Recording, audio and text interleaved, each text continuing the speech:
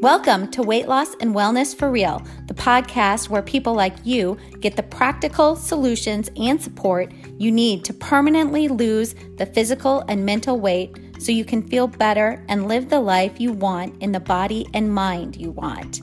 If you're looking to overcome your stress eating, overeating, binging behaviors, and move to a place of freedom with food and your body, you're in the right place. Just a reminder that this podcast represents my own opinions. The content here should not be taken as medical advice. The content here is for educational and informational purposes only. Please consult your doctor or healthcare professional for any individual medical questions you may have. Hello, everyone. Thanks for being here and listening. Today's episode is all about what to do when your weight starts creeping up.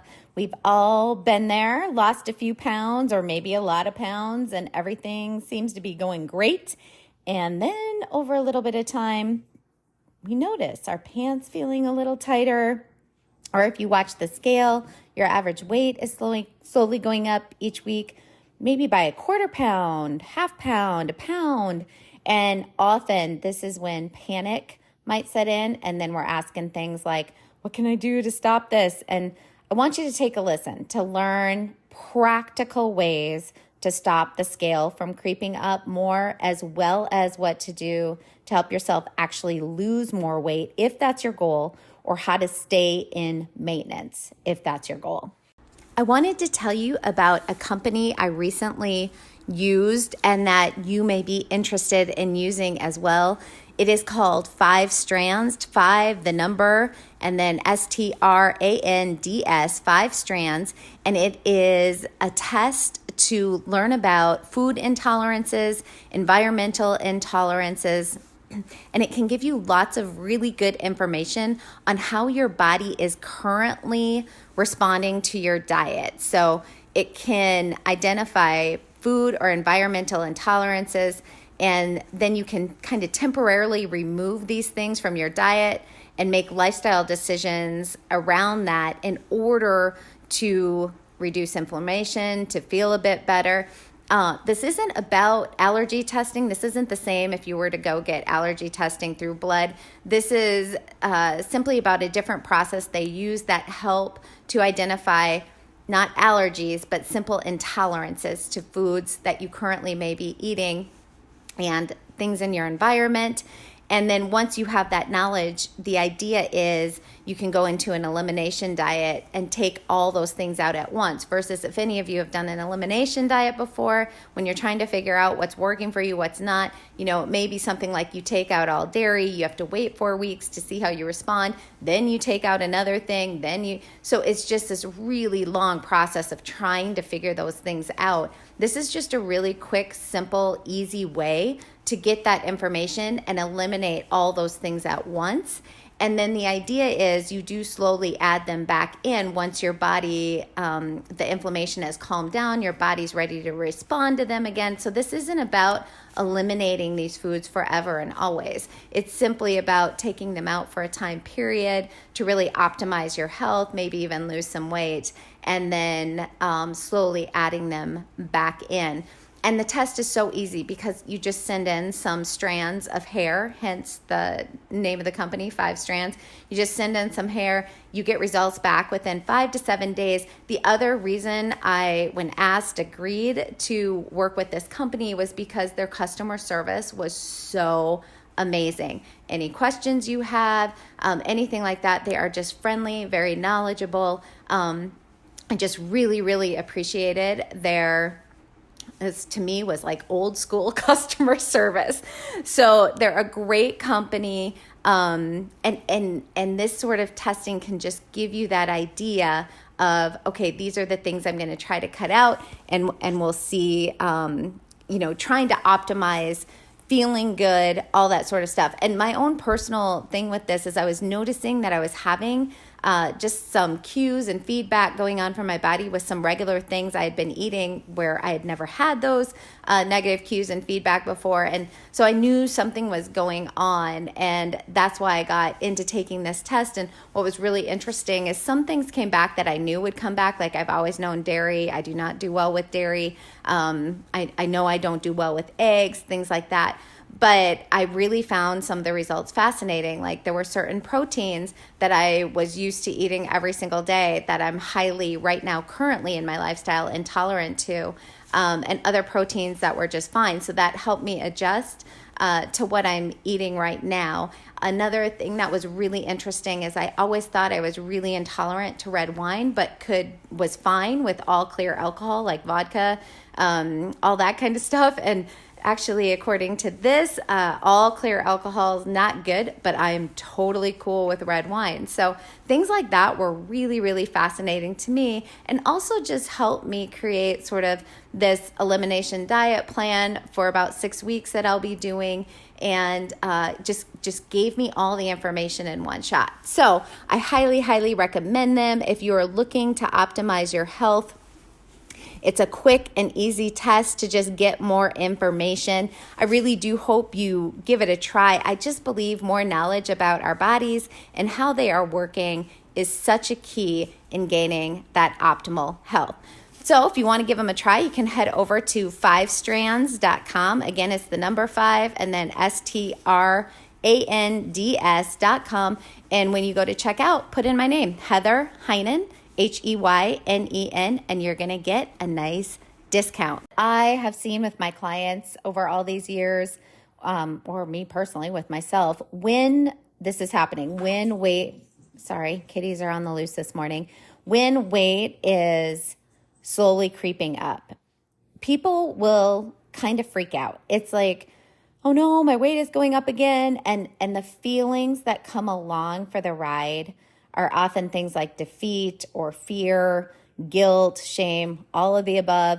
And with those feelings will often initially come a reaction of telling ourselves no. So what I mean by that is, many of us will go into this reactive form of no more sugar, or okay, tomorrow, absolutely no more fast food, or no more whatever. So restriction. We often go into a form of restriction. Remember too, restriction is not just about actually restricting those foods, like behaviorally. Restriction is also in the form of our thoughts. So when we say no more sugar, and even though we might still be eating sugar, right? But it's when we tell ourselves, when we have the thoughts of restriction. Just, I want you to remember, restriction is the same, whether it's what we are actually doing, we actually are restricting behaviorally, or we're using restrictive thoughts. So, we tell ourselves no, and to our subconscious, unconscious mind, this is perceived as restriction. And what we do know about when we are thinking thoughts of restriction and feeling restricted, it might work for a bit, but eventually we will always rebel. We will eventually overeat even more, which leads to the scale creeping up even more in the future. And the cycle continues.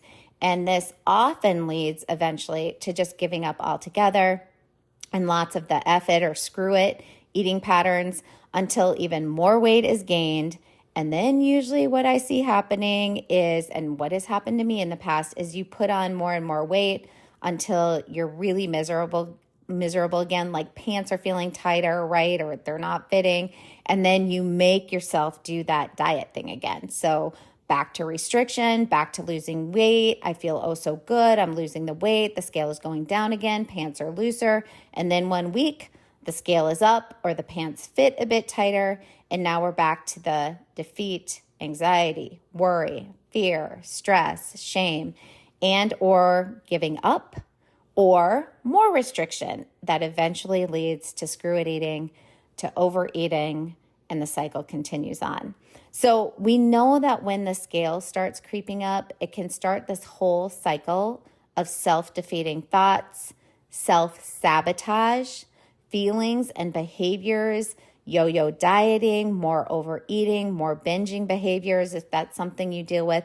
And ultimately, we really do end up living in this awful place of always being focused on food, always being focused on our weight, always being focused on our body, always being focused on restricting or thinking about these things, and never living in freedom with our bodies or with food at the bigger picture. And this creates a life of less joy, of less satisfaction in general, and can really inhibit our relationships with others and absolutely that relationship with ourselves.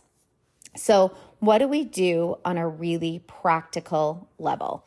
So, first thing I always recommend to clients when they're in this space is to stop weighing yourself for at least 2 weeks if the number on the scale triggers this for you. So, here's the truth about scale numbers. They are going to shift and change all the time, sometimes up to 5 pounds in a 24-hour period, depending on how big your body is, the types of food you ate the previous day, if you've drank more or less water, if you worked out the day before or the morning of. So if you have an emotional reaction, and I mean either positive or negative, meaning you either feel sad or mad when the number is up, it creates a negative mood for you throughout the day, or if you notice your mood improves for the day because the number on the scale was a bit lower this morning, that is a clue that you are emotionally connected to the scale number, and this is not helpful. I do teach my clients how to think differently about the scale number so they don't have emotional reactions, good or bad.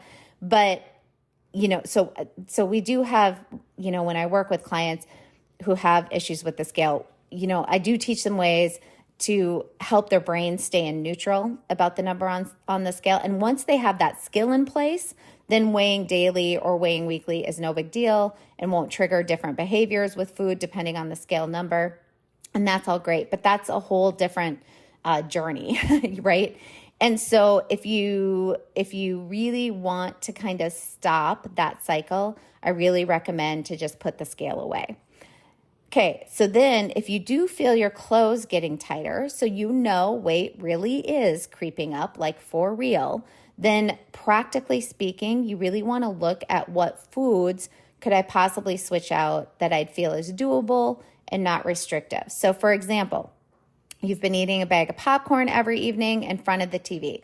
Could you remove 1 cup of that popcorn and put it aside in a plastic bag and eat the rest of the big bag, right? So you put a handful of that popcorn into a little plastic bag, you put it in the back corner of the pantry, and you're just not going to eat that till tomorrow or whenever, right? And you still get the rest of your bagged popcorn, but you've taken away a handful. So another idea, you're typically eating 2 donuts during your break at work in the afternoon, or maybe even, this doesn't even have to be like super palatable processed food. It could be things like, you're eating an apple and an orange at your break in the afternoon.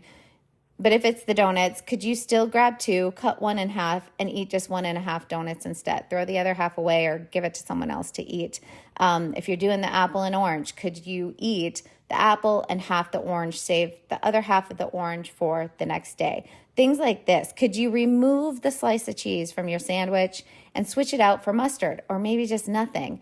Side note here, this particularly goes for sandwiches that are made with a slice of American or sometimes even like low quality cheddar cheese. If you are someone who eats this, like have you ever tried this, especially if, I always think of like people who use Subway a lot and love Subway, that's great, but their cheese is there. Have you ever, try this, try the sandwich without the slice of cheese. American cheese really does not taste, my friends. Try taking it off of your sandwich, and I can almost guarantee you will not notice the difference in taste, and you will have saved yourself 100 calories just with that one thing. So point being, experiment with subbing out a thing or two in your food every day.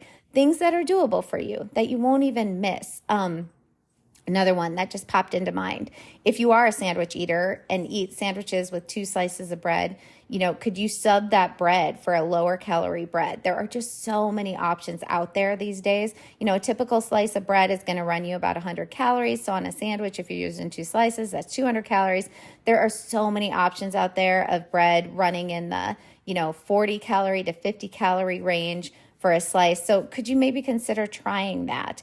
Or, maybe could you try taking 1 slice off and doing an open face sandwich? Doing this would save you that 100 calories daily. And, people will always argue with me, well, 100 calories a day, that's nothing. That's not going to do anything. But it does. Over time, eating just 100 calories less every day than you currently are makes a huge difference. It can be the difference between the scale slowly creeping up to the scale not creeping up. Don't discount what very simple swaps with your daily food that you wouldn't even miss can do for your weight. Another thing to do if you notice weight creeping back up is starting to focus your attention, your thoughts, your mindset only on your habits, not on numbers. And what I mean by this is a bit of what I talked about previously with the scale. When you notice weight starting to creep up, you can solve for it by getting rid of any numbers that you are paying attention to. Stay with me here as I help. I'm going to explain this more. So calorie counting, watching your calorie numbers, watching the scale number, when we are paying attention only to numbers. So the scale number, calorie numbers, maybe it's macro numbers for you, and then your weight starts going up. Our attention to these numbers can psychologically affect us in ways that alter our feelings and therefore our behaviors and then our results. Remember, thoughts create our feelings, which have attached those little chemical cocktails that give us sensations in our bodies, which drive our behaviors, which give us our results. So if I am hyper focused on numbers and my weight is going up, I am most likely going to fall into a cycle of self-sabotage. The numbers trigger me, right? So the weight number getting higher on the scale, I'm recording calories or macros and they are higher than I want them to be. And now I'm feeling defeated, ashamed, sad, you name it. Not the feelings we want to be experiencing when trying to get our eating, our food, our emotional eating, our weight under control. Because once those feelings are there, your brain is going to throw up all kinds of urges to eat, to overeat. Because you are in distress, the brain wants to bring you comfort. So it will do everything it can to get you eating. And most often, if you have not practiced the skills around this to shift your brain, you are going to eat. All of us fall into it. Those urges get so strong. The hormones, the hunger hormones are going off that the brain sent out. We all do. When urges are so powerful, we often feel we literally can't fight the urge, and we can't. So we just want that comfort in the moment from food, and we overeat, therefore creating that whole self-sabotage cycle. So instead of focusing on numbers during a time of weight going up, really want to ditch them, right? We want to and for this doesn't need to be forever, but for a while, ditch the numbers and focus on your habits. So we're going to take our attention from the numbers, and we are, think of it, your attention's like a flashlight, right? That stream of light.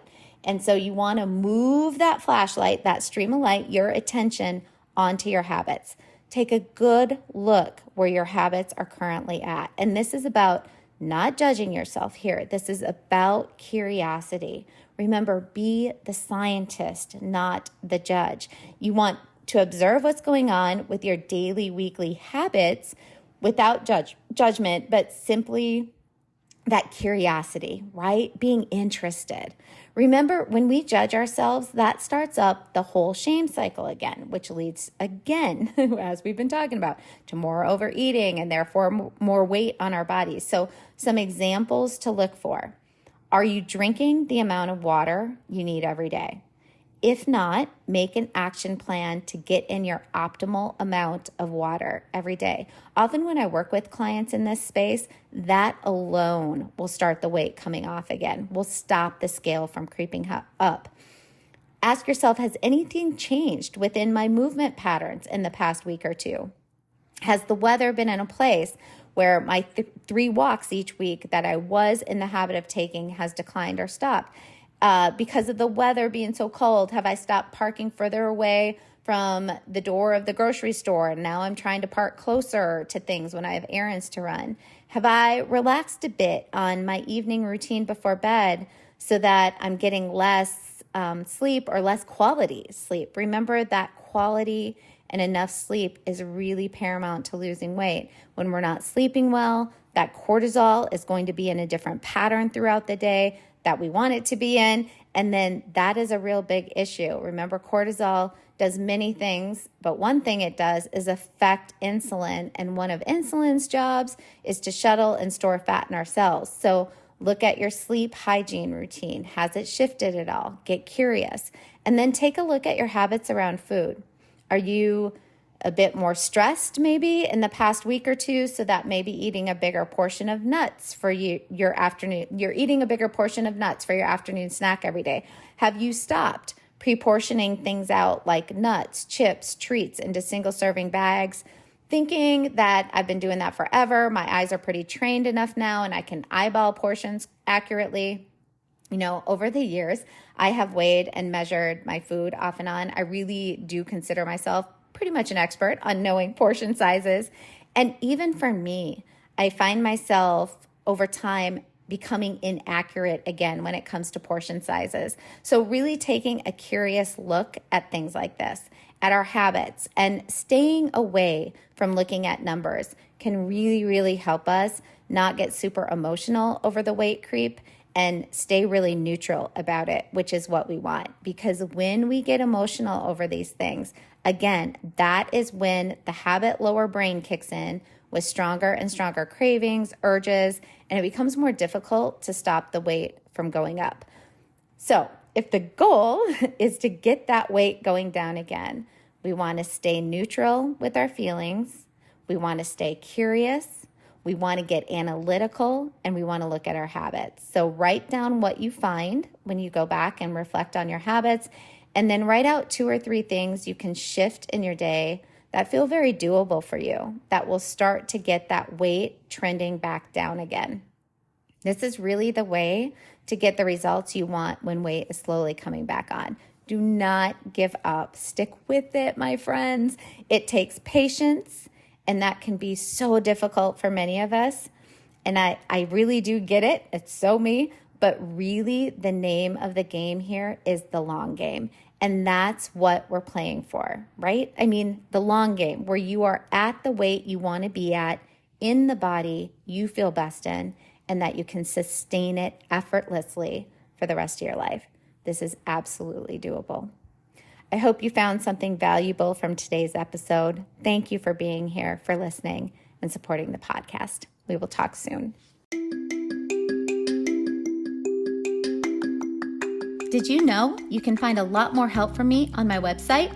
Go to heatherheynen.com. Heynen is spelled Heynen, and get in touch with questions on all things I offer, like online courses for overeating, weight loss, goal attainment, and also my coaching and counseling services.